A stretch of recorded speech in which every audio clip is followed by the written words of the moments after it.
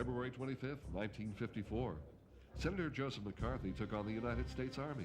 He issued summonses to Army officers, browbeat a brigadier general, and accused the Army of giving an honorable discharge to an alleged communist sympathizer. It was the beginning of the end for what was known as McCarthyism. Wisconsin Senator Joe McCarthy had been exploiting the nation's fear of communism for his own gain. Americans not only feared the Soviet Union, but they worried that communists were infiltrating the government in an attempt to overthrow America. And McCarthy was the man most responsible for reinforcing such fears. The term McCarthyism came to be synonymous with witch hunt, the act of making serious but unsubstantiated charges against people in public life.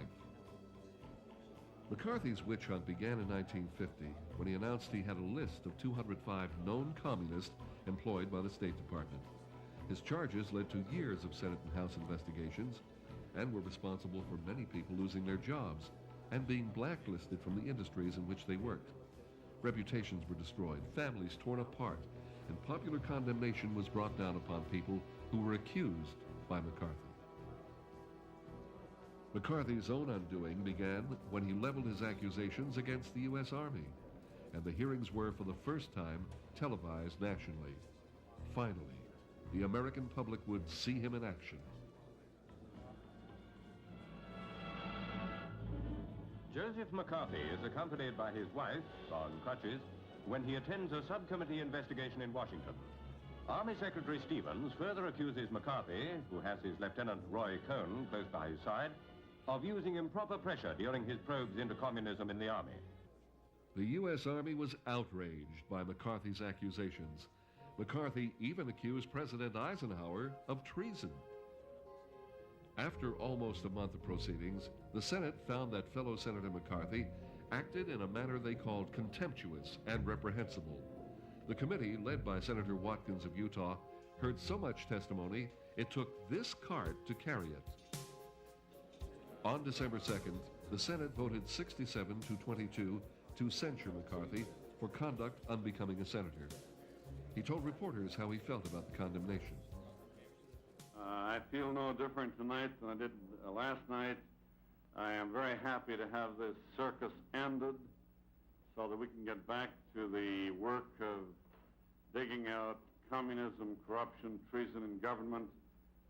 That job will start officially Monday morning after 10 months of forced inaction. McCarthy was soon seen, even by his supporters, as a man with no sense of decency. His popularity rapidly declined. He died less than 3 years later of cirrhosis of the liver, ending the national nightmare known as the McCarthy era. And his downfall began on that fateful day, February 25th, 1954.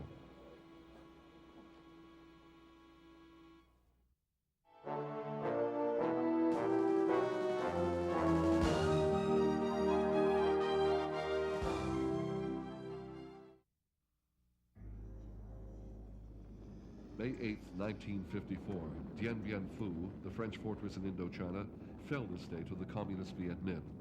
The French must now withdraw from North Vietnam. This marks the first time since the American Revolution that a European colonial power has been overthrown by its former colony. The Viet Minh began their war of liberation in 1946. 8 years later, the former guerrilla fighters have the mighty French army surrounded. This is Indochina today. No longer is the fighting there a mere skirmish with terrorists, it is war. French paratroops drop into Dien Bien Phu, the very center of the conflict. The situation at this fortress camp clearly indicates how the pattern of the fighting has changed. American planes, guns, and ammunition are helping the French and Vietnam forces. Russian and Chinese weapons are aiding the Viet Minh. Thus, the clash is between East and West. And the prize is no longer just Indochina, but all Southeast Asia. President Eisenhower warned that if the French were defeated by the Viet Minh, all of Southeast Asia would fall to communism, one after another, like dominoes. Ike supported the French with money and equipment, but had no desire to send American troops to fight, just 1 year after the bloody Korean War. Now our cameras move into the front line to Phu on the Delta, where the war is fiercest. Viet Minh troops have penetrated into the town, but French and Vietnam forces lay a devastating barrage to slow their advance.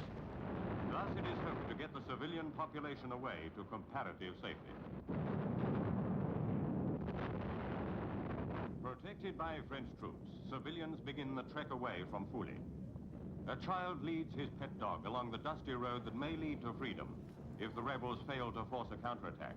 No, this is no skirmish. This is war. War at its most bestial, for none are spared its horrors. Death is in the midst of these people.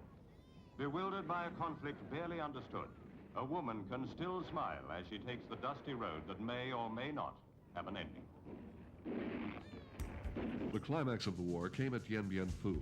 The French commander, General Navarre, attempted to provoke the Viet Minh guerrillas into a full-scale battle, which the French felt certain they would win. To their horror, the French garrison quickly found themselves surrounded, outgunned, and outnumbered. After a siege that lasted 55 days, the French general radioed back to Paris that they could no longer hold out. They surrendered. The bitter defeat brought French and Viet Minh forces to the negotiating table in Geneva, while similar talks were held back in Vietnam. This is the first time that such a meeting has been held in Indochina. A portrait of Ho Chi Minh, the communist leader, hangs above the conference table. He is not present. Instead, one of his aides, General Tien Dung, heads the Red delegation. The position of a truce line presents an immediate problem. The Reds say the 14th parallel, the French, the 18th. But in between lies the wealth of the country, rice fields. On July 21st, 1954, the long and bitter conflict was over for France. In the Green and Bronze Conference Hall at Geneva, the last hours of the Indochina War were played out. Viet Minh delegates agreed the truce with Vietnam and French representatives. The truce document was signed, and the whole world was at peace for the first time for 15 years. The Geneva Peace Accord ended the war and divided Vietnam at the 17th parallel. The communist Viet Minh controlled the north, the non-communist Vietnamese ruled the south. Despite the peace treaty, the communist north continued to wage a guerrilla war against the south. By 1964, the U.S. found itself in the midst of what would soon be known as the Vietnam War, a war that may never have taken place if the French had been victorious at Dien Bien Phu.